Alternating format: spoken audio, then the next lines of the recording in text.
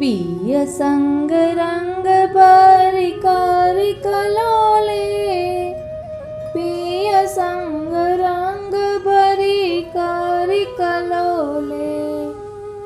सबन को सुख देन पिय संग करत सेन, चित्त में तब परत चैन जब ही डोले।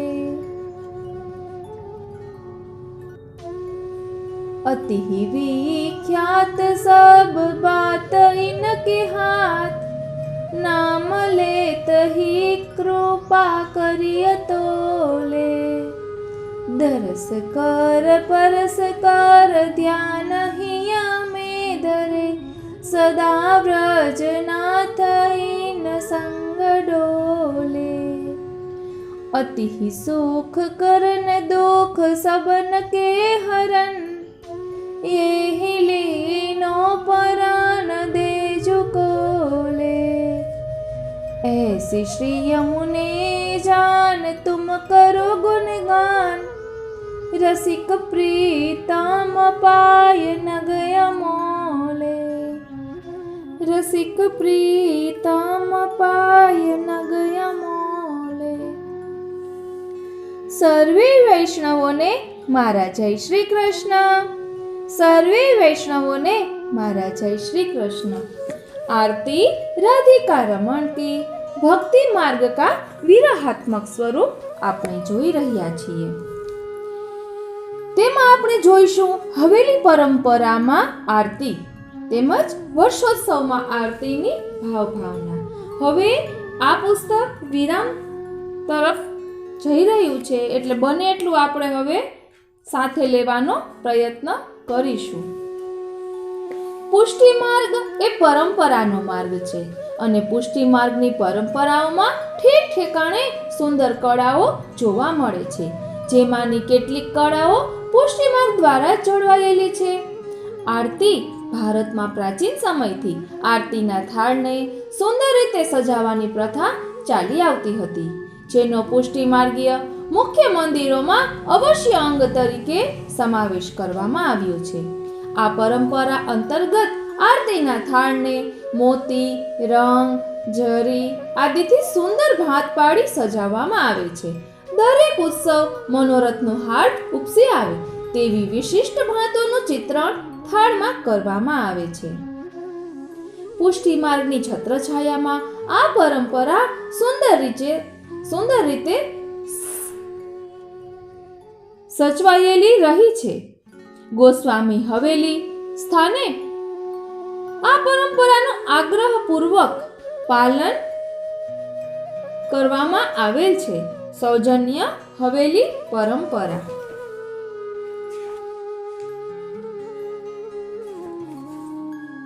રત્ન જડિત કનકથાલ મધ્ય સોહે દીપમાલ। रत्न जडित कनक थाल मध्य सोहे दीपमाल।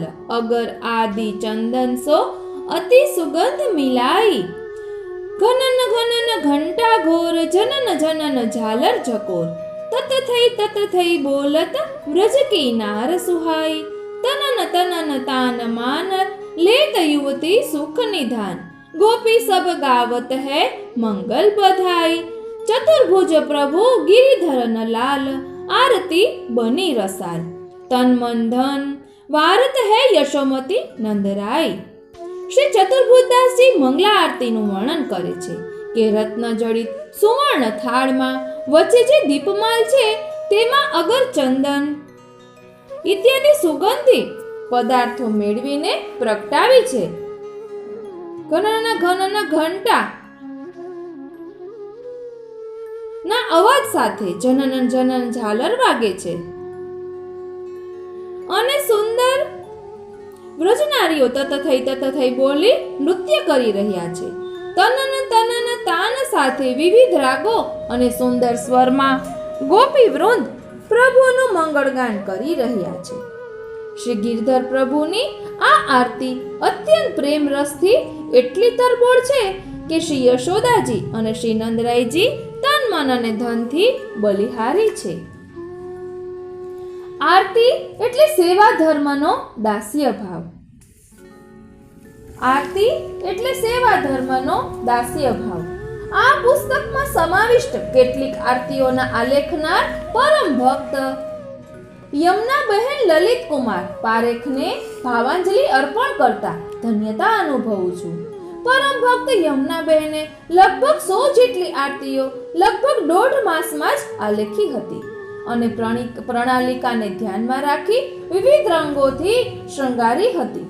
રાત દિવસ એક જ લગનથી, જાણે કે અલૌકિક સામર્થ્યનું દાન ન થયું હોય એ રીતે અન્નજલની પરવા કર્યા વિના ભગવદ આશ્રય પૂર્વક આલેખન કર્યું હતું. પરમ ભક્ત યમુનાબહેન પુષ્ટિ સંપ્રદાયના ષષ્ઠપીઠના વલ્લભકુળના ગોસ્વામી બાળકોના ખૂબ કૃપાપાત્ર હતા. એમનું જીવન ગુરુઘરને સમર્પિત કરેલું અને ગુરુ સેવામાં સદાય તત્પર રહેતા. વલ્લભકુળની અત્યંત નિકટ રહેવાથી સંપ્રદાયના માર્મિક સિદ્ધાંતોની ખૂબ જાણકારી હતી. પિતા શ્રી મનુભાઈ તથા માતુશ્રી ઇન્દિરાબહેન લીમડી સદાય મહાનુભાવ શ્રી ગોવિંદ પ્રભુના ચરણમાં અર્પિત હતા અને એમની દાસ્ય ભાવથી અલંકૃત સખ્ય ભાવ આપશ્રીની સાથે હતો. પોતાના 5 પુત્રો અને 2 પુત્રીઓને પુષ્ટિ સંસ્કારનું સઘન સિંચન કરેલું અને સૌ પરિવારજનો હરિગુરુ વૈષ્ણવની સેવામાં સંલગ્ન રહ્યા. આ મૂળથી જ સંસ્કાર સિંચન થયું અને યમુનાબહેને વિશિષ્ટ રીતે ચરિતાર્થ કર્યું. માતુશ્રી ઇન્દિરાબહેન ભોગરાગ શૃંગારના પ્રત્યેક અંગોમાં નિપુણતાથી સામગ્રીઓ સિદ્ધ કરતા. એમની કલાનો વારસો યમુનાબહેન ઉત્તમ રીતે અપનાવ્યો. શ્રી ઠાકોરજીના પ્રત્યેક પ્રકારના સાજ, વસ્ત્ર, પાક, ટોપી, શ્રી મસ્તકના શૃંગાર કલાત્મક રીતે સિદ્ધ કરતા. ઉષ્ણકાલના વસ્ત્રોનું છાપકામ સુંદરતાથી સિદ્ધ કરતા અને નવીન ભાવોને આલેખતા. ચંદનના ઉત્તમ પ્રકારના શૃંગારો ષષ્ઠનિધિ શ્રી બાલકૃષ્ણ પ્રભુ માટે, તપેલીના ઠાકોરજી માટે, પોતાના સ્વજનોના સત્સંગીઓના સેવ્ય સ્વરૂપો માટે સિદ્ધ કર્યા. પ્રબોધિનીના મંડપનું તથા સાંજીઓનું આલેખન એ જ રીતે ભક્તિભાવથી કરતા. વળી કીર્તન ધોળ પણ સુંદર રીતે ગાતા અને ઘણા ભાવસભર ધોળ પોતે પણ રચ્યા. શ્રી બાલકૃષ્ણ મહિલા મંડળ મુંબઈ અને પૂનામાં સક્રિય ભાગ લેતા અને ધોળ ગાતા ગવડાવતા, રાસ ગરબાએ લેવડાવતા. નવીન સામગ્રીઓ સિદ્ધ કરવાનો એવો જ શોખ હતો. તદુપરાંત સાંપ્રદાયિક વાંચન મનન માટે સમય કાઢતા. સાંસારિક જીવનની ઝંઝાવાતોને પ્રભુની કૃપામાંની ઝીલી અને ભગવાનમય જીવન જીવ્યા. એમની ધગશ હતી કે પ્રત્યેક કાર્યમાં ઉત્તમતા અને સુંદરતા અપનાવવી.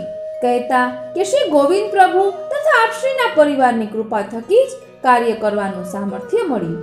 એક અદ્ભુત પ્રસંગ એમના જીવનનો શ્રી વલ્લભ ભવનમાં એકવાર વર્ષો પહેલા ગેસ દુર્ઘટનાને લીધે આગ લાગેલી અને ભવનમાંથી સહુ નીકળી ગયા, પરંતુ શ્રી ગિરિરાજજીનું સ્વરૂપ અને બીજા સેવ્ય સ્વરૂપો આગની લપેટમાં રહેલા. યમુનાબહેને પ્રાણની પરવા કર્યા વગર આગની વચ્ચેથી દોડીને બધાય સ્વરૂપોને પધરાવી લાવ્યા. શ્રીજી બાવા મારા વાલા. ગોસ્વામી શ્રી કલ્યાણરાયજી મહારાજ સાથે અમેરિકા તથા કેન્યાના પ્રવાસ દરમિયાન ગુરુ સેવા માટે ગયેલા અને ત્યાંના વૈષ્ણવોનો પ્યાર આદર મળ્યો. ધોળ વગેરેનું ગાન કર્યું. તેનું ટેપ રેકોર્ડિંગ વૈષ્ણવોએ કરાવ્યું. પરમ ભક્ત યમુનાબેન 76 વર્ષની વયે ગુરુ તથા પ્રભુના સ્મરણમાં ચિત્ત રાખી પાર્થિવ દેહ ત્યજીને શ્રી ચરણોમાં પ્રાપ્ત થયા. આવા ભગવદીયને જેને માટે કહી શકીએ, હું વારી ઇન વલ્લભીયન પર, હું વારી ઇન વલ્લભીયન પર, હું વારી ઇન વલ્લભીયન પર. ભાવાંજલિ અર્પણ કરતા કૃતકૃત્યતા અનુભવું છું. પ્રસ્તુત લેખમાં પ્રેરક સહાયક ગોલોકવાસી મનુભાઈ લીમડી, સુરતનો પરિવાર. હવે આવે છે વર્ષોત્સવમાં આરતીની ભાવભાવના. જન્માષ્ટમી. મંગળા આરતી, મોતીની બદ્દીની આરતી, ચોકડી ચોફુલિયાની. નોંધ: બદ્દીની એટલે ચોકડીના 4 ખાનામાં જુદી જુદી ડિઝાઇન. જેમાંથી એક ડિઝાઇન પસંદ કરી ચારે ખાનામાં સરખી ડિઝાઇન લેવી. આ રીતે 4 આરતી બની શકે. કીર્તન. રત્ન જડિત કનકતાળ મધ્યે સોહે દીપમાલ. ઝાંઝ પખાવત સાથે ચલતીમાં ગવાય. નંદ મહર ઘર આજ બધાઈ, વરસ ગાંઠી કુશલ દિન આએ, ભવન સુવાસિત આંગન લીપાએ, જશુમતી મોતીન ચોક પુરાય, લાલન ઉબટન ઉબટી નવાય, કરી સિંગાર રુચિ તિલક બનાય, आरती वारी मन मोद बढ़ाए, यह सुख निरखी उर नैन सिराए, घर घर ते सब टीके आए, व्रज भामिनी मिली मंगल गाए, पंच शब्द बाजन बजवाए, द्वारन बंधन वार बंधाए, मागध बंधी विप्र सुनियाए, व्रजरानी बहुदान दिवाय, भूषण पाटंबर सब पहिराए, करी न्योछावरी दास मन भाई. कृपाशील श्री नंदराय जी के घर आज घर घर से बधाई आई है. आज जो वर्षगांठ है, अब तक के एक एक दिन सब कुशल यानी कछु अच्छाइयां लेकर आए थे. आज के कारण यशोदा जी ने अपने घर के आंगन चंदन से लिपवाए और यशोदा जी ने घर के चौक मोती की रचना से शोभित किए और गोदी में या पलना में बिराजने वाले लालन को उपडन से स्नान करवाए और श्रृंगार करके मनमोहक तिलक धराया. आरती करके मन में आनंद का अनुभव किया. ऐसे सुख निधि अपने पुत्र को देखकर अपने नयनों की सराहना करी. आपके कारण यह रूप देखन को मिला. व्रज में से घर घर से व्रजरानी के पुत्र के लिए भेंट आई. व्रज गोपियां जो जानकार थी उन्होंने मिलकर के मंगल गीत बधाइयां गाई और नंदराय जी ने अपने घर में पंच शब्द बाजे बजवाए. અહીંયા મકાનનું કામ ચાલુ છે.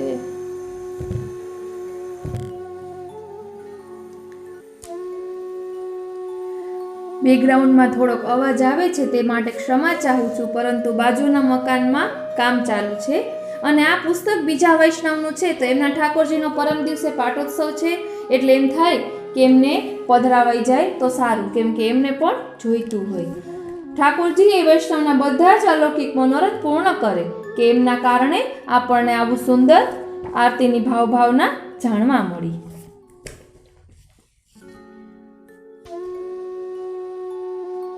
नंदराय जी ने अपने घरों में बंधनवार बंधवाए.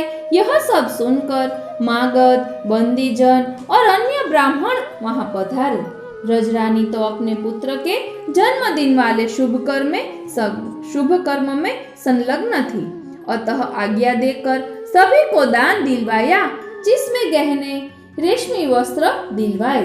अपने पुत्र की न्योछावर भी सबको दीनी, जो किसी के लिए कम नहीं थी. श्रावण वद 8 जन्माष्टमी. आरती तिलकनी. મોતીની નાનું તિલક 52 સાથિયાનું. રૂકમિણી વહુજીના શ્રી હસ્તની. મોતીની આરતી. ચાંદીની થાળીમાં ચૂનનો ચોમુખો દીવડો ધરવો, 4 મુઠિયા ધરવા, 8 બાતી મૂકી ધ્રુત પૂરવું. આરતી પ્રગટાવી એક વ્યક્તિ હાથમાં રાખે અથવા પડગા પર ધરે. કીર્તન. ઝાંઝ પખાવત સાથે આજ બધાઈ કો દિનને કો. ત્યારબાદ શ્રાવણ વદ 8 જન્માષ્ટમી રાજભોગ આરતી, મોતીની આરતી, સુલતાન પાક, ચોફુલિયા, બંધ સાથિયા. નોંધ. સુલતાન પાકના ચોમુખ કે ચોપાટના 4 ખાનામાં જુદી જુદી ડિઝાઇન છે, જેમાંથી એક ડિઝાઇન પસંદ કરી ચારે ખાનામાં સરખી ડિઝાઇન લેવી. 4 બાજુના 4 ત્રિકોણમાં જુદી જુદી ડિઝાઇન છે, જેમાંથી એક ડિઝાઇન પસંદ કરી ચારે ત્રિકોણમાં સરખી ડિઝાઇન લેવી. આ રીતે 16 આરતી બની શકે. કીર્તન. ઝાંઝ પખાવત સાથે માંદલ નગરા વાગે. આજ મહાવન મંગલચાર.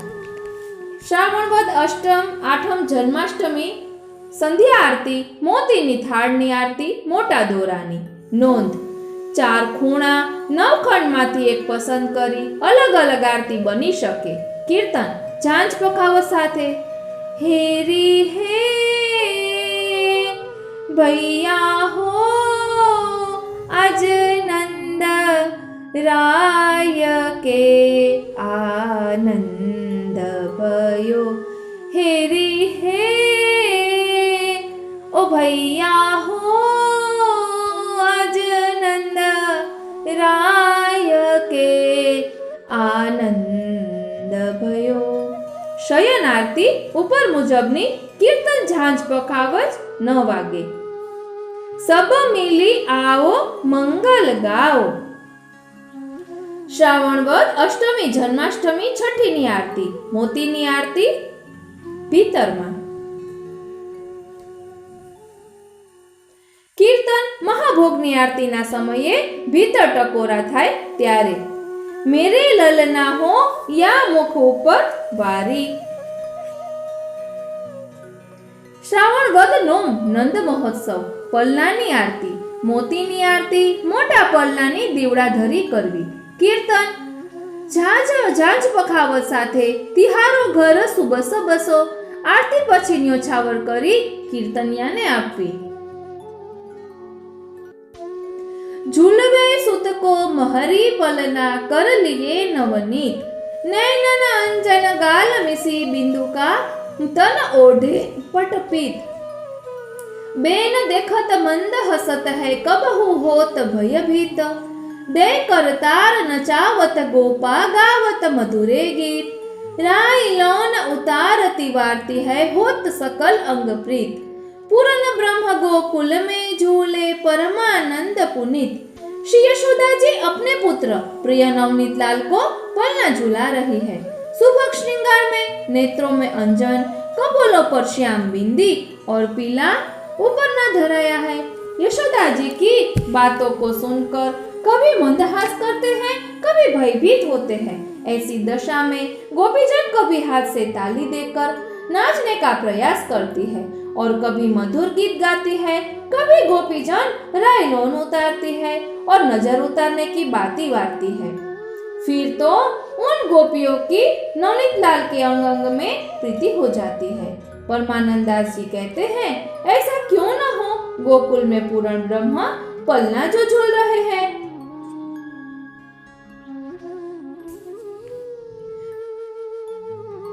पलना पुष्टि मार्ग में भाव भावना से विचार किए जाने वाली जो भी लीला सामग्री है वह प्रथम दृष्टा चौकी त्यों है, यों की त्यों है।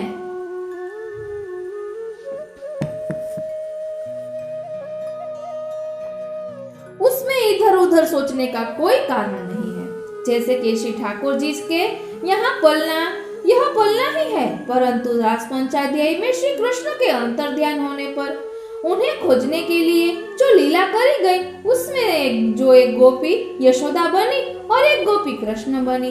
वहां से भाव भावना का जन्म हुआ।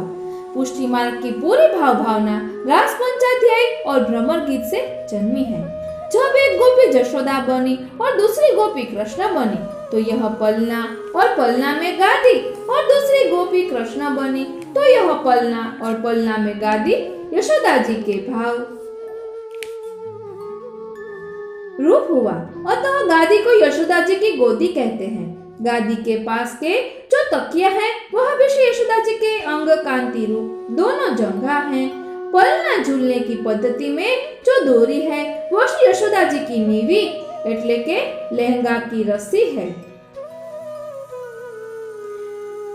यावन मात्र जितने भी खिलौना है वो श्री कृष्ण सन्मुख आए हुए भक्तों के पूर्व जन्म के कर्मों के प्रतीक आकृति है।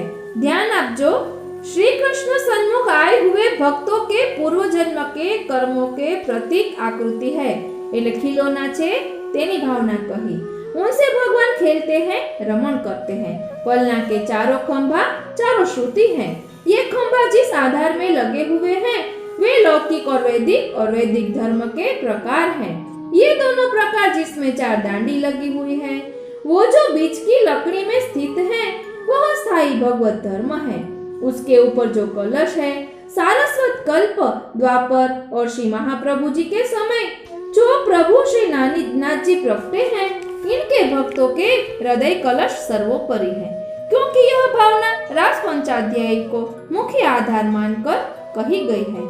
और रास पंचाध्याय में ब्रज गोपियों को पहले श्री ठाकुर जी ने निकुंज दर्शन कराया है, जिनको वहां वृंदावन दर्शन कहते हैं। इस लीला का प्रथम रसापन श्री स्वामी जी के कर कमलों में विराजमान इस लीला का प्रथम रसपान श्री स्वामी जी के कर कमलों में विराजमान शुक ने प्रकट किया है। यह शुक वस्त्र का बना हुआ है, यानी अपने प्रियतम के एकांत में शुक से बात सुनने के लिए अपने आंचल रूप वस्त्र से छुपा रखा है, इसीलिए शुक वस्त्र का बना हुआ होता है। शुक का दूसरा नाम शब्दकोश में कीर है। किसी बात को विस्तार से कहने को तन कहते हैं।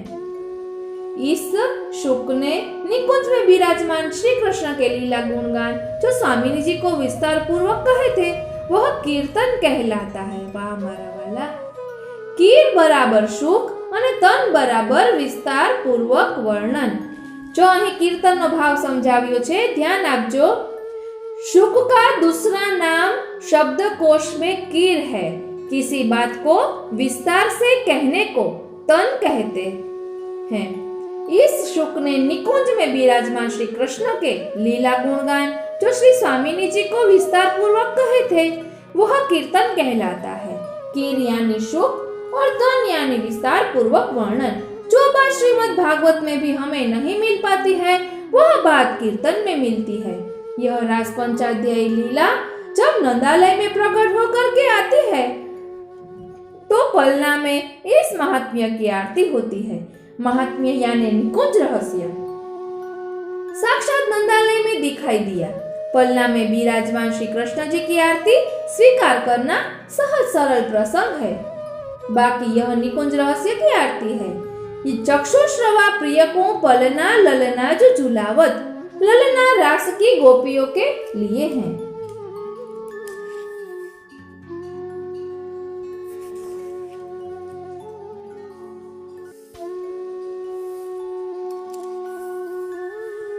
श्रावण वद नोम मंगळानी आरती, बद्दी ચોકફુલિયા સાથિયાની મોતીની આરતી, કીર્તન સોહિલો ગાઉં લલાકો, રાજભોગ આરતી, સુલતાન પાક આડિયા સાથિયાનો મોતીની આરતી।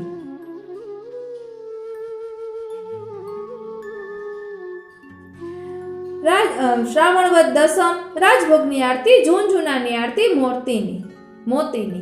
આજથી રાજભોગની આરતીની થાળીમાં ખીલौना મંડાય। એ પછી આરતીમાં ખીલौना નહીં, મોતીની ઉતરે। રાજભોગ આરતી શ્રાવણ વદ 11 રાજભોગ આરતી टाचकानी मोतीनी आरती।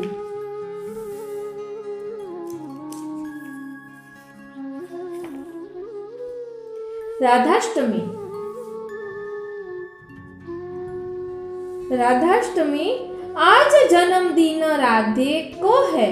दूध नवाय फूले लौबटनो केसर नवाय सोहे। केसरी सारी लाल अंतरी अभ्यंतरी राजो है। आभूषण बहुविधि के पहरे काजर नयन रच्यो है। सब मिल गोपी मंगल गावत बाजत घोष गज्यो है। नाम गामती जाति बुलाई मोतीन चौक पुरियो है। जशोमती उठ नवाई लालन उत्सव को बागो पहरियो है। बलरोहिणी जशोमती नंद कान्हर आए बलि मोहियो है। जाति पात सब जेवन बैठी लाल लाडीली संग। माथे तिलक करियो कुमकुम को अक्षत पीरे रंग। करत आरती ध्यान धरियो मन यह जोरी करी देहु। द्वारकेश प्रभु दुल्हा दुल्हिनी राधे बड़ो सनेहु। आज श्री राधिका जी का जन्मदिन है। फूले लगाकर दूध से स्नान कराकर केसर के जल से स्नान करवाया है। केसरी साड़ी और लाल रंग की चोली और लाल रंग को ही लहंगा शोभायमान है। कितने ही प्रकार के तरह तरह के गहने धराए हैं। नैनों में अंजन लगाया है। रावल गांव की गोपियां सब मिलकर के जन्मदिन की बधाई गा रही है। इन बधाइयों को सुनकर पूरे गांव में गीतों की गूंज फैल गई है। कीरतरानी जिन जिन गांवों में अपनी जाति वाले गोप निवास करते थे, सभी जातियां बुलवाई और मोतियों से चौक पूरने की आज सज्जिया पूर करी। जाति के निमंत्रण का बुलावा सुनकर यशोदा जी ने उठ करके अपने लालन को स्नान करवा के उत्सव के वाघा पहनाए। श्री रोहिणी जी ने बलराम जी को भी स्नान करा के उत्सव वस्त्र धराए। यह सब सुनकर नंदराय जी श्री यशोदा जी और रोहिणी जी के नजदीक आए और बलिहारी लेते हुए मोहित हुए अपनी जात पात के सब एक साथ भोजन करने को पधारे। राधा जी और कृष्ण एक साथ आरोग्य विराजे। दोनों को कुमकुम का तिलक करके पीतक शक्त धराई। जब इन दोनों की एक साथ आरती करी तो कीरत रानी, यशोदा जी, नंदराय जी और वृषभान जी ने यह भावना करी कि इन दोनों की जोड़ी हो जाए। द्वारकेश बाबू कहते हैं, यही राधा और कृष्ण दूल्हा और दुल्हन हो जाते हैं तो प्रेम भी दूना बड़ा हो जाएगा। फिर तो इनकी सेवा दुगुने चाह और ससने होगी। રાજભોગ આરતી મોતીની બીજોરાની વેલનું તિલક। શ્રાવણ વદ 14 રાજભોગ આરતી મોતીની કબૂતરના પ્યાલાની। શ્રાવણ વદ અમાસ રાજભોગ આરતી મોતીની કોયલના પ્યાલાની। નોંધ, કોયલ શ્રી સ્વામિનીજીનું ગાન છે। ભાદરવા સુદ એકમ રાજભોગ આરતી મોતીના પોપટના પ્યાલાની। ભાદરવા સુદ બીજ રાજભોગ આરતી મોતીના ખરબૂજાની। ભાદરવા સુદ ત્રીજ રાજભોગ આરતી મોતીના નૂરીના પ્યાલાની। ભાદરવા સુદ ચોથ રાજભોગ આરતી મોતીની અનનાસના પ્યાલાની। ભાદરવા સુદ પાંચમ રાજભોગ આરતી મોતીની નાના પન્નાની। ભાદરવા સુદ છઠ રાજભોગ આરતી મોતીની આમ કેરીની। ભાદરવા સુદ 9 અને ભાદરવા સુદ દસમ મોતીની હોદની। ભાદરવા સુદ 11 શ્રી પુરુષોત્તમજી ગ્રંથ કરતાનો ઉત્સવ। સંધ્યા આરતી મોતીની સાંજીની પદ્મની આરતી ઉતરે। ભાદરવા સુદ 12 વામન જયંતી સંધ્યા આરતી મોતીની સાંજીની ચક્રની આરતી ઉતરે। ભાદરવા સુદ 13 સંધ્યા આરતી મોતીની સાંજીની ગદાની આરતી ઉતરે। ભાદરવા સુદ 14 સંધ્યા આરતી મોતીની સાંજીની શંખની આરતી ઉતરે। ભાદરવા સુદ પૂનમ સંધ્યા આરતી મોતીની સાંજીની પંચચંદાની આરતી ઉતરે। ભાદરવા વદ એકમ મોતીની સાંજીની એક ચંદાની આરતી ઉતરે। ભાદરવા વદ બીજ સંધ્યા આરતી મોતીની સાંજીની ગીલી દંડાની આરતી ઉતરે। ભાદરવા વદ ત્રીજ મોતીની સાંજીની ઉડી ગુડીની આરતી ઉતરે સંધ્યા આરતી। ભાદરવા વદ ચોથ સંધ્યા આરતી મોતીની સાંજીની ચોપાટની આરતી ઉતરે। ભાદરવા વદ પાંચમ શ્રી હરિરાયજીનો ઉત્સવ મોતી સંધ્યા આરતી મોતીની સાંજીની પંચમુદ્રાની આરતી ઉતરે। ભાદરવા વદ છઠ સંધ્યા આરતી મોતીની સાંજીની છક મુદ્રાની આરતી ઉતરે। ભાદરવા વદ સાતમ શ્રી ઘનશ્યામલાલજી મહારાજશ્રીનો ઉત્સવ સંધ્યા આરતી મોતીની સાંજીની બટવાની આરતી ઉતરે। ભાદરવા વદ આઠમ શ્રી છગનલાલ મહારાજશ્રીનો ઉત્સવ સંધ્યા આરતી મોતીની સાંજીની અષ્ટકોણની આરતી ઉતરે। આ રીતે બધા ઉત્સવોની આરતી અહીં આપેલી છે। આસો સુદ દશેરા રાજભોગ આરતી મોતીની દશેરાની નાની આરતી। આજ દશहरा शुभ दिननी को जवारे पहरत गिरधर लाल आस पास सब ब्रज के बालक मध्य मनोहर बाल करत आरती माता यशोदा भारत मोती नमाल आस करन प्रभु मोहन नागर प्रेम बपुंज ब्रज बाल। आज दशहरा मन भावन शुभ दिन है जो श्री गोवर्धन नाथ जी ज्वारे अंगीकार कर रहे हैं, जिनके दाएं बाएं ब्रज के सभी बालक हैं और मध्य में श्री बलराम जी भी विराजमान है। अष्ट सखा श्री बलराम और श्री ठाकुर जी, मैया यशोदा इन सब की आरती कर रही है और मोतियों की माला न्योछावर कर रही है। आस्करण जी कहते हैं कि हमारे प्रभु जो मोहन नागर है, ब्रजबालाओं के प्रेम पुंज के स्वरूप है। प्रेम का पुंज गोवर्धन पर्वत है, अर्थात श्री गोवर्धन नाथ जी का स्वरूप है। ज्वारा धरे त्यारे मोतीनी दशेराना तिलकनी आरती उतरे।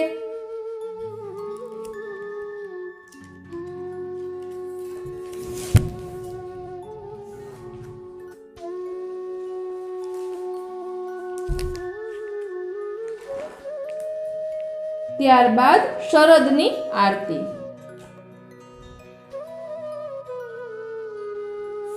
यूं तो खट ऋतु में एक ऋतु का नाम शरद है। यहाँ पर शर बाण को कहते हैं और द का अर्थ है देना। गोपियों को देखकर आधे खुले हुए होठों से दो दंतावली की शोभा से ब्रज गोपियों के हृदय में काम उत्पन्न करना शरद ऋतु है। पुनः एक बार फिर यानी दोबारा। हिंदी दोबारिया किन्हीं ब्रज गोपियों को देखकर अपने श्रीमुख की मुस्कान भरी शोभा में संपूर्ण दंतावली के दर्शन कराकर उस कामदेव की शांति करना शरद है। श यानी शांति या रद यानी दंतावली। यह श्री मदन मोहन लाल जी और श्री गोकुल चंद्रमा जी का स्वभाव आया, क्योंकि शरद की लीला अलौकिक है, इसलिए यहाँ शरद ऋतु का जन्म दोनों ठाकुर जी के मुस्कान के स्वभाव से हुआ है। अतः अलौकिक शरद है। इस शरद में आने वाली जो आरती है उसका प्रकार भी अलौकिक और अलग है।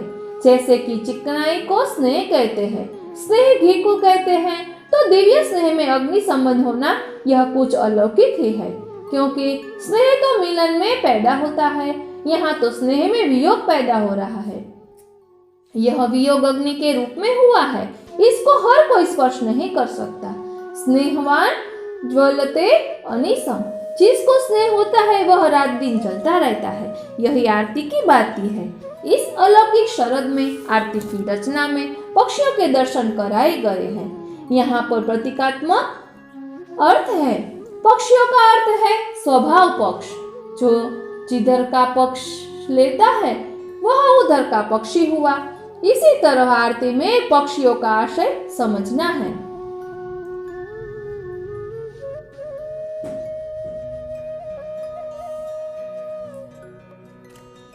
અહીં શરદની આરતીની ભાવનામાં શરદનો પોપટ,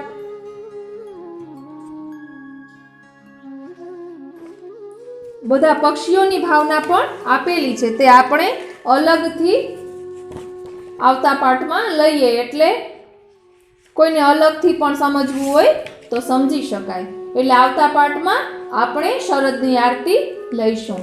આપને આ કેવું લાગ્યું તે કોમેન્ટ બોક્સમાં જરૂર જણાવશો। અને મને ખૂબ જ ગમ્યું કે એક વૈષ્ણવ કોમેન્ટમાં આ આરતીની ભાવનામાં જે બધું સાંભળ્યું હોય તેમાંથી તેને જે બહુ ગમ્યું હોય કે તેની વાત તે કરે છે, એટલે એનો મતલબ એ થાય છે કે તે ધ્યાનથી ખૂબ જ સાંભળે છે। ઠાકોરજી આ બધા જ વૈષ્ણવોના अलौकिक मनोरथ पूर्ण करे અને આપ સેવા સત્સંગમાં ભાવની વૃદ્ધિ થાય એ શ્રી મહાપ્રભુજીના ચરણોમાં વિનંતી કરું છું। આજનો આ સત્સંગ શ્રીનાથજી, યમુનાજી, મહાપ્રભુજી, શ્રી ગુસાઈજી, ગુરુદેવના ચરણોમાં સમર્પિત કરું છું। જય શ્રી કૃષ્ણ। સર્વે વૈષ્ણવોને મારા જય શ્રી કૃષ્ણ। સર્વે વૈષ્ણવોને મારા જય શ્રી કૃષ્ણ। અત્યારે આપણે આરતી રાધિકા રમણ की ભક્તિ માર્ગ का વિરહાત્મક સ્વરૂપ જોઈ રહ્યા છીએ। તેમાં આજે આપણે જોઈશું शरद आरती ની भाव भावना। यूं तो खट ऋतु में एक ऋतु का नाम शरद है। यहाँ पर शर बाण को कहते हैं और द का अर्थ है देना। ब्रज गोपियों को देखकर आधे खुले हुए होठों से दो दंतावली की शोभा से ब्रज गोपियों के हृदय में काम उत्पन्न करना शरद ऋतु है। पुनः एक बार फिर यानी दोबारा किन्हीं ब्रज गोपियों को देखकर अपने श्रीमुख की मुस्कान भरी शोभा में संपूर्ण दंतावली के दर्शन कराकर उस कामदेव की शांति करना शरद है। या श यानी शांति, रद यानी दंतावली। यह श्री मदन मोहन लाल जी और श्री गोकुल चंद्रमा जी का स्वभाव आया क्योंकि शरद की लीला अलौकिक है, इसीलिए यहाँ शरद ऋतु का जन्म इन दोनों ठाकुर जी के मुस्कान के स्वभाव से हुआ। अतः यह अलौकिक शरद है। इस शरद में आने वाली जो आरती है उसका प्रकार भी अलौकिक और अलग है। जैसे कि चिकनाई को स्नेह कहते हैं, स्नेह घी को कहते हैं, तो दिव्य स्नेह में अग्नि संबंध होना यह कुछ अलौकिक ही है, क्योंकि स्नेह तो मिलन में पैदा होता है, यहाँ तो स्नेह में वियोग पैदा हो रहा है। यह वियोग अग्नि के रूप में हुआ है, इसको हर कोई स्पर्श नहीं कर सकता। स्नेहवान जवलते अनिसम, जिसको स्नेह होता है वह रात दिन जलता रहता है। यही आरती की बात ही है। इस अलौकिक शरद में आरती की रचना में पक्षियों के दर्शन कराए गए हैं। यहाँ पर प्रतीकात्मक सिंबॉलिक अर्थ है। पक्षियों का अर्थ है स्वभाव पक्ष, जो जिधर का पक्ष लेता है वह उधर का पक्षी हुआ। इस तरह आरती में पक्षियों का आशय समझना चाहिए। ધ્યાન આપજો। અહીંયા કહે છે કે પક્ષીઓના જે દર્શન કરવામાં આવે છે, આરતીમાં જે ચિત્ર દોરવામાં આવે છે તે પ્રતીકાત્મક છે। पक्षियों का अर्थ है स्वभाव पक्ष, जो जिधर का पक्ष लेता है वह उधर का पक्षी हुआ। शरदनो पोपट। रास में आने वाली गोपियां मध्य रात्रि में जागी हुई थी। पहले कभी किसी प्रसंग में ब्रज गोपियों का मध्य रात्रि में जागने का प्रकरण नहीं मिलता है, क्योंकि यहाँ वेणुनाद, यज्ञपतियों का प्रसंग और चिरहरण लीला से विरह का अनुभव हुआ है। ये निर्विवाद सिद्धांत है कि विरह की दशा में ही कीर्तन और कथा का जन्म हुआ है। तो अपनी श्री कृष्ण मिलन की विरह अवस्था में दुखी गोपियों को निकुंज में श्री कृष्ण कथा शुक ने सुनाई, जिसे पोपट पक्षी कहते हैं। कथा और कीर्तन का जन्म यहीं के विरह से हुआ है। इसीलिए रास पंचाध्याय में श्री कृष्ण और गोपियों का वार्तालाप कथा के जन्म का सूचक है और गोपी गीत गुणानुवाद कीर्तन का सूचक है। इन दोनों प्रसंगों में आरती शब्द उपयुक्त है। आरंभ से यानी कथा आरंभ से, रति यानी गोपी गीत प्रेम, कथा और कीर्तन, इन दोनों का रस ही आरती है। अरे मारा प्रभु, ध्यान आपजो।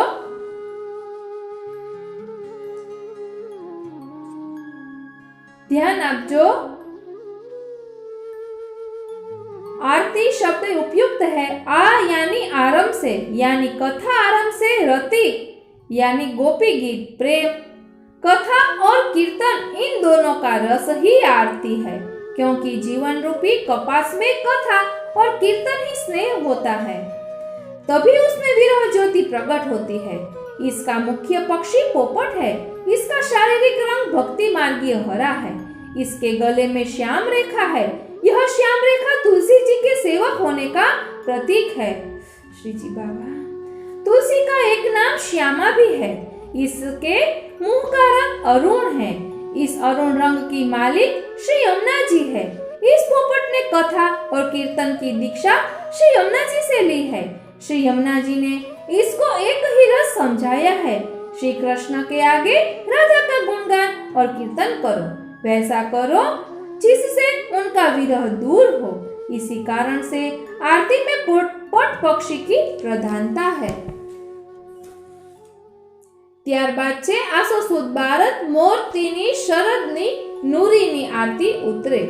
नूरी अथवा कुरी शरदनी, यह आकार में छोटा, स्वभाव में चंचल और रस लोभी पक्षी है। अपने आप में यह स्वभाव से ही आकर्षक और सुंदर है। इसको एक प्रकार से छोटा पोपट कहे। ओला सिंगिंग बर्ड आवे ए प्रकारનું चित्र जी छे। श्री कृष्ण कथा और स्वरूप दर्शन स्वभाव से ही ब्रज गोपियों को आकर्षक और सुंदर है। इससे गोपियों में श्री कृष्ण के प्रति उत्कंठा रहती है। रास में जाने से पहले उत्कंठा और अभिलाषा ब्रज गोपियों का सुंदर धर्म है, इसीलिए नूर की आरती आती है। ત્યારબાદ છે આસો સુદ તેરસ, શ્રી બાલકૃષ્ણજીનો પાટોત્સવ, શરદ મોર, શયન આરતી, મોતીની શરદના મોરની આરતી ઉતરે। मयूर का जन्म भोग रहित और अलौकिक है, धर्मयुक्त है और जन्मजात सुंदर है। मयूर पर विष का असर नहीं होता है। मेघों को देखकर नाचने का मन करता है। कंठ से गान करना इसका प्रमुख स्वभाव है। संगीत सहज से प्रारंभ करता है। यही लक्षण श्री कृष्ण में है। अलौकिक जन्म है, भोग रहित है, अलौकिक है, धर्मयुक्त है, जन्मजात सुंदर है। लौकिक विषय विष का असर नहीं होता। विष व्रज गोपियों में अधिकतम श्याम वर्ण वाली गोपियों को देखकर, उनके कपट भरे वाक्य सुनकर, श्री यमुना जी की श्याम शोभा को देखकर श्री कृष्ण का नाचने का मन करता है। वेणु में सहज स्वर ज्यादा स्वीकार है। सहज स्वर में से मन की पकड़ पक्की होती है, इसलिए मयूर की आरती है। ત્યારબાદ આસો સુદ 14 શયન આરતી, મોતીની શરદની કોયલની આરતી। कोयल शरदनी। कोयल में और श्री कृष्ण में समानता है। दोनों श्याम वर्ण है, दोनों को वसंत प्रिय है, दोनों के नेत्र लाल है, दोनों मीठा बोलते हैं, दोनों पंचम स्वर से बोलते हैं, दोनों को एकांत प्रिय है, दोनों दूसरों से स्वार्थ साधने में कुशल है, दोनों को वन प्यारा है, दोनों विरही जनों का विरह बढ़ाते हैं, दोनों काम शांति करने में कुशल है। कोयल में भी स्त्रीलिंग नहीं है और कृष्ण में भी स्त्रीलिंग नहीं है। सारी दुनिया में एक ही पुरुष है। यह कोयल के गुण रास रस के अधिकारी है, इसलिए कोयल की आरती आती है। आसो सुद पूनम शरद पूर्णिमा शयन आरती, मोतीनी 16 પાંખડીના પદ્મની આરતી ઉતરે। ચોકમાં શરદની સજાવટ હોય ત્યાં પ્રભુને પધરાવીને। 16 પાંખડી का पद्म। रास में पहुंचने के लिए संयोग और वियोग विप्रयोग प्रमुख मार्ग है। पहले कहे अनुसार लीला सुख की कथा और कीर्तन सुनकर के पूर्व दल और उत्तर दल के भाव प्रकट हुए। इसीलिए श्री कृष्ण के एक तरफ पूर्व दल वाली गोपियां, दूसरी तरफ उत्तर दल वाली गोपियां, जहां बिराजी बहुत स्थान 16 दल कमलाकार भावना का हुआ। यह रस का मुख्य रहस्य वाला स्वरूप है। इसको रस वृंदावन भी कहते हैं। यह वृंदावन का भी स्वरूप हुआ। इस भाव की सूचक यह आरती इस दिन आती है। आसो सुद पूनम शरद पूर्णिमा अष्ट पंखड़ी का पद्म शयन आरती, मोतीनी 8 પાંખડીના પદ્મની આરતી ભીતરમાં ઉતરે। પ્રભુને નિજ મંદિરની તિબારીના સિંહાસન પર પધરાવીને।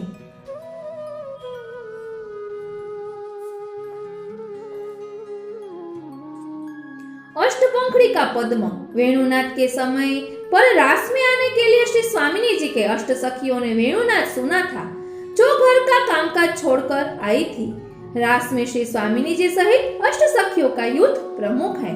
मध्य में तो श्री स्वामिनी जी सहित आप स्वयं विराजते हैं। मध्य में अष्टदल वाला यह कमलाकार साक्षात श्री ठाकुर जी का हृदय कमल है। इस हृदय कमल को समझने के लिए ही अष्ट सखियों प्रभु ने अपने हृदय कमल पर स्थान दिया है। यहाँ पहुंचने की आरती प्रमुख है। नटवर गति नृत्यत है, भक्तन उर पर सत है, पुलकित तन हरखत है, रास में लाल बिहारी, बाजत ताल मृदंग उपंग, बांसुरी बीना स्वर तरंग, ग्रगृता तुम लेत छंद भारी, कटिकाछीनी पीत सुरंग, मोर मुकुट अति, सुधंग राख्यो अर्धभाल, ललित शीश पेच सवारी, आरती वारती यशोदा माय, लेत कंठ उर लगाए, देखत सुर नर मुनि और रामदास बलिहारी। रास में श्री ठाकुर जी नृत्य करने वालों में जो श्रेष्ठ है उनकी ही नृत्य गति के समान आप नाचते हैं और साथ में भक्तों के हृदय का स्पर्श करते हैं। ऐसा करने से श्री कृष्ण का श्रीअंग हर्षित हो जाता है और पुलकायमान भी। जब आप नृत्य करते हैं तो मृदंग ताल सहित बजती है, बांसुरी, वीणा और उपंग इनके स्वरों की लहर छा जाती है।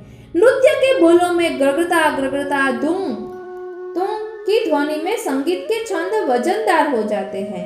कमर की काचनी जो पीले रंग की है, मोर का मुकुट जो अत्यंत ही सुंदर रंग से शोभित है, ऐसे श्रृंगार वाले श्री कृष्ण के आधे श्री मस्तक पर अति ही शोभायमान शीरपेज संहार कर सुघड़ाई के साथ धराया है। यशोदा माँ आरती करके श्री कृष्ण के कंठ को अपने हृदय से लगा रही है। यह दर्शन जब सुरनर मुनि कर रहे हैं तो उस समय रामदास जी बलिहारी लेते हैं। विशेष इस पद में श्री यशोदा जी के द्वारा रास में आरती करने की बात कही है, जो संभव जैसी मालूम नहीं पड़ती। उसमें भी निश्चय है कि यह नंदरानी यशोदा नहीं है। रास में जब श्री ठाकुर जी अंतर्ध्यान हुए थे तो व्रज गोपियों ने उन्हें खोजने के लिए बहुत सी लीलाएं करी थी। उसमें एक लीला उखल बंधन की भी हुई थी।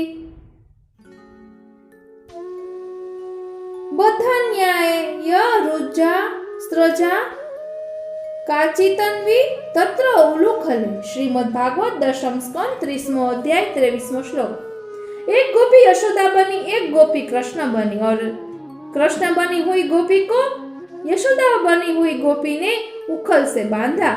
इसी प्रकरण में जो गोपी यहाँ यशोदा बनी है उसी गोपी ने यहाँ आरती करी है, न्योछावर करी है।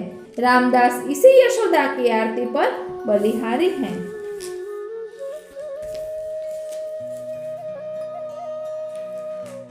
शरदनो कबूतर आसोवद एकम। कबूतर भोग वाला पक्षी है। श्वेत, मेघश्याम, किंचित अरुण इसके 3 रंग हैं। इसको भोग बहुत प्यारा है। यह दूरदृष्टि वाला है। यह मार्ग नहीं भटकता है। समय पड़ने पर यह बिना खाए भी जी लेता है। अनाज की जगह छोटे कंकड़ खा करके भी जी लेता है। रास के श्री कृष्ण में यह सब गुण है। कबूतर के 3 रंग श्री कृष्ण के स्वभाव में है। ब्रज गोपियों के घर का भोग बहुत प्रिय है। अपनों के प्रति पर्याप्त दूरदृष्टि है। जिसको चाहते हैं उसके घर पहुंच ही जाते हैं। समय पड़ने पर बिना खाए जी लेते हैं। जो अपना मिलेंगे तो ही खाएंगे। जैसे गोवर्धन धारण में 7 दिन मंगला श्रृंगार, राजभोग, उत्थापन, संध्या, शयन कहाँ थे? शैल के उपभोग से ही जीवित रहे। यह कबूतर अपनी प्रियतमा का स्वागत बहुत करता है। श्री कृष्ण भी रास में अपनी प्रियतमाओं से स्वागतम ओ महाभागा कहते हैं। कपोत अपनी प्रियतमा को अधर सुधारस दान करने में कुशल है। ब्रज गोपियों भी रास में श्री कृष्ण से चाहती हैं। सिंचा गणः त्वद धरामृत पूरकेन। भोग में यह कुशल पक्षी है। इसीलिए श्री कृष्ण ने भी ब्रज गोपियों के साथ भोग की पूर्व कुशलताएं दान करी। इसलिए शरद की इस आरती में कपोत यानी कबूतर एक आवश्यक भक्ति मार्गीय पक्षी है। आसोवद एकम अथवा शरदનો બીજો દિવસ શયન આરતી મોતીની શરદની કબૂતરની આરતી ઉતરે। ચોકમાં શરદની સજાવટ હોય ત્યાં આસોવદ 12 મોતીની લહેરિયાના હોદની આરતી ઉતરે। આસોવદ 13 ધનતેરસ મોતીની તરાહના હોદની આરતી ઉતરે। આસોવદ 14 રૂપ ચતુર્દશી। આજે મંગળા થયા પછી અભ્યંગ પહેલા પ્રભુને ફૂલે સમર્પી, પીઢા પર પધરાવી, તિલક કરી, અક્ષત સમર્પી, બીડા 2 કુમકુમ લગાવી ધરવા, પછી કાળી માટીના શુદ્ધ ઢેલા ઉપર ઊંઘા એટલે અંધાડાના 1-1 બિલ્લસ જેટલા ટૂક કરી રાખ્યા હોય। એમાંથી 2-2 માટીના ઢેલા અને 2-2 ટૂક 1-1 હાથમાં લઈને શ્રી ઠાકોરજી પરથી ઓવારવા। એ વખતે શીતલોષ્ટ સમાયુક્ત સંકટ દલાન્વિત हर पापम पा मार्ग भ्राम्यमाण पुनः पुनः आ श्लोक बोली ओवारवा। आम 3 वखत करवू। પછી થાળીમાં સાથીઓ કરી 4-4 દીવડા ચારે ખૂણામાં 2-2 વાર ધરીને ધ્રુત પૂરીને રાખ્યા હોય તે પ્રગટાવીને આરતી કરવી। આરતી મોતીની મોટા દોરાની પછી હાથ ખાસા કરી આમળા ચંદનથી અભ્યંગ કરાવી, ઉષ્ણ જળથી સ્નાન કરાવી, અંગવસ્ત્ર કરી શ્રૃંગાર ધરાવો. આસોવદ અમાસ દિવાળી, મંગળા આરતી, મોતીની બત્તીની ચોટીની લહેરની આરતી ઉતરે.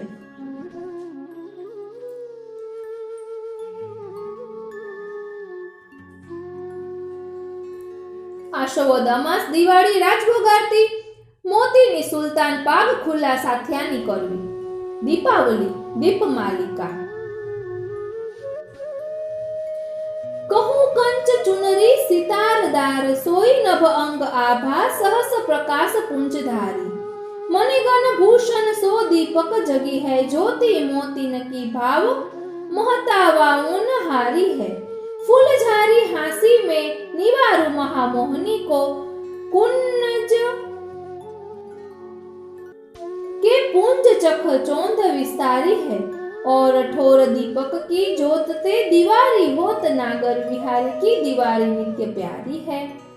श्री राधिका जी ने समय पाई के जो सितारे की जड़ी हुई कंचुकी और चुनरी धारण करी है, ऐसा मालूम होता है कि वे सितारे श्री अंग में मणि की शोभा दे रहे हैं.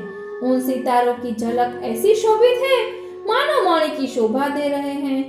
उन सितारों की झलक ऐसी शोभित है मानो हजारों नक्षत्र एक साथ प्रकाश पुंज धारण किए हुए हैं. श्री राधिका जी ने अपने श्री अंग में जो आभूषण धारण किए हैं, उनकी जगमगाहट दीपक जैसी आभा का आभास कराती है. गजमोतियों की चमक वह सूरज जैसी छटा दिखा रही है. श्री राधिका जी की मंद मुस्कान में दंतावली की शोभा मानो फूल झर रहे हैं. उस शोभा में महामोहिनी के भाव दिखाई दे रहे हैं. जिस मोहिनी के पीछे शिव जी भागे थे, वो महामोहिनी है. तरह तरह के कुंजों के समूह झुंड, उनमें आश्चर्य भरा चकाचौंध फैला हुआ है. ब्रज में और जगह तो अधिकतम दीपक प्रकट करके दीवारी के दर्शन होते हैं. नागरीदास कहते हैं कि हमारे श्री ठाकुर जी की दीवारी तो ऊपर कहे हुए श्रृंगार वाली राधा जी के उनके पास विराजने से ही दीवारी हो जाती है.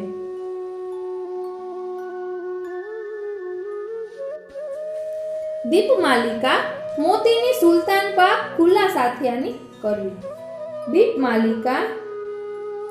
दीपमालिका के दिन आयो, नंद राय सो कहत धरनियो यह, उत्सव मन भायो, गोपी सकल साज सज चली के, नंद राय दरबार सुहायो, कंचन थार साज धरे दीपक, गावत गीत मन भायो. भय भीड़ जशुमती के भवन में व्रजनानी संकल्प करायो, दीपदान की होत आरती सूरदास जश गायो. जिस दिन दीपावली आई उसी दिन श्री यशोदा जी नंद बाबा से कह रही हैं कि यह दीपावली उत्सव मेरे मन को बहुत अच्छा लगा है. दीपावली के दिन सभी गोपियां सज धज करके अपने घर से चली और नंदराय जी के घर पहुंची तो नंद दरबार उनके आगमन से सुहावना हो गया.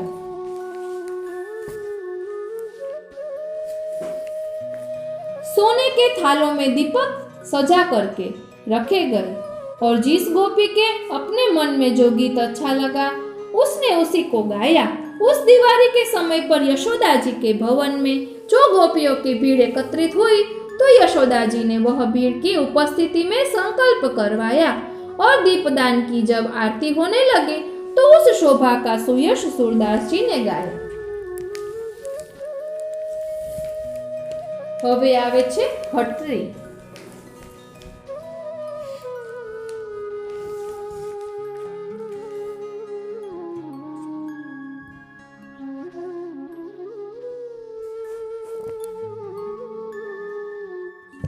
હટરીની હટરી શ્રી રસા भूल छे. क्षीर सागर की लक्ष्मी, वैकुंठ की लक्ष्मी, व्यापी वैकुंठ की लक्ष्मी, त्रैलोक लक्ष्मी. इन 4 लक्ष्मियों को छोड़कर नारायण ब्रज में यशोदा के घर अवतरित हुए और इन चारों लक्ष्मियों का अपने अपने स्थानों में रहने दिया. ब्रज के श्री कृष्ण की भांत भांत की आकर्षण भरी लीलाओं को सुनकर इन सभी लीलाओं को अपना अपना स्थान और फीका लगने लगा और ब्रज में विराजमान अपने पति से मिलने की तीव्र लालसा से हठ योग धारण कर लिया। जो भोजन किया उसके अलावा दूसरे प्रकार का भोजन नहीं किया, जो श्रृंगार किया उसके अलावा दूसरा श्रृंगार नहीं किया, जहाँ की तहाँ यों की त्यों खड़ी रही, हठ योग साधना में लीन हो गई। इन चारों लक्ष्मियों के दुष्त्यज्य व्रत का समाचार सुनकर यशोदा जी से रहा नहीं गया, तो यशोदा जी ने एक एक लक्ष्मी के पास जाकर उसे समझाया, तेरे पति नारायण जो मेरे अभी पुत्र हैं, मैं तुम्हें उनसे मिलाऊं, अतः अब तू इस कठिन योग से हट रही, यानी इस योग से हट। यह हुई हटरी। अरे मारा वाला। वैकुंठ की लक्ष्मी त्रयोदशी को अंगीकार हुई, क्योंकि वैकुंठ में धर्म 13 है। क्षीर सागर की लक्ष्मी चतुर्दशी को अंगीकार हुई, क्योंकि सागर मंथन में रत्न 14 मिले हैं।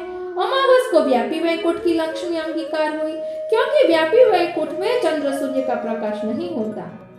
यत्र न भाषयते सूर्य न शशांको न पावको, महाहरि भक्ति रूपा लक्ष्मी का ही प्रकाश है, वह अमावस को अंगीकार हुई। त्रैलोक्य लक्ष्मी सबकी भरण पोषण और योगक्षेम की अधिष्ठात्री है, वह प्रतिपदा अन्नकूट के दिन अंगीकार हुई। तब से यह निश्चय हुआ कि मार्ग में हठ नहीं करना। विशेष ब्रज में श्री ठाकुर जी हठ से नहीं मिलते हैं, उनकी प्राप्ति कृपा से होती है, और ब्रज में कृपा करने को श्री यशोदा जी प्रमुख है। अतः श्री यशोदा जी ने ही इन लक्ष्मियों को ब्रजस्थ कृष्ण को मिलाया, अर्थात श्री यशोदा जी की कृपा से ही श्री कृष्ण मिले। इन लक्ष्मियों को श्री कृष्ण प्राप्ति में हठ सहायक नहीं है। ये लक्ष्मी यशोदा जी के घर आकर अपने अपने मन को समर्पित करके ही भगवद आज्ञा लेकर यथा स्थान पधारे, और उन स्थानों में उन्होंने भगवद लीला गुणगान प्रारंभ किया। क्षीर सागर की लक्ष्मी के गुणगान को सुनने के लिए भगवान श्री जगन्नाथ जी विराजते हैं और वहाँ भक्त गुणगान सुनते हैं। व्यापी वैकुंठ लक्ष्मी के गुणगान को सुनने के लिए भगवान श्री तिरुपति विराजते हैं और अपने भक्तों के सहित गुणगान सुनते हैं। वैकुंठ की लक्ष्मी का गुणगान सुनने के लिए श्री रंगानाथ और बद्रीनाथ बनकर श्री ठाकुर जी विराजते हैं, और यहाँ वैकुंठ में 2 लक्ष्मी हैं, श्रीदेवी और भूदेवी। त्रैलोक्य लक्ष्मी के गुणगान की भावना समझने के लिए श्री ठाकुर जी श्री गोवर्धननाथ बनकर 7 स्वरूपों से युक्त होकर अखिल भूमंडल में अपने अपने भक्तों से भागवत धर्म कथा सुनते हैं। हटरी हटरी बैठे श्री ब्रजनाथ, अपने अंग सखा सबली ने बांटत मेवा हाथ, भांत भांत पकवान मिठाई विध सो घरे बनाई, चलो सखी देखन को चाहिए सुख शोभा अधिकाई, आरती करत है देत न्योछावर मन आनंद बढ़ाए, नंद दास कुसुमन सर बरकत जे शब्द कराए। व्रज के नाथ श्री कृष्ण आज हटड़ी में विराजमान है। हटड़ी में विराजने के समय खेलने वाले अपने संग के सब सखाओं को संग लेकर अपने हाथ से उनको मेवा बांटने लगे। उस समय श्री यशोदा जी ने तरह तरह की मीठी और रुचिकर सामग्री विधान पूर्वक सिद्ध करके बांटने के लिए श्री ब्रजनाथ के सामने रखी।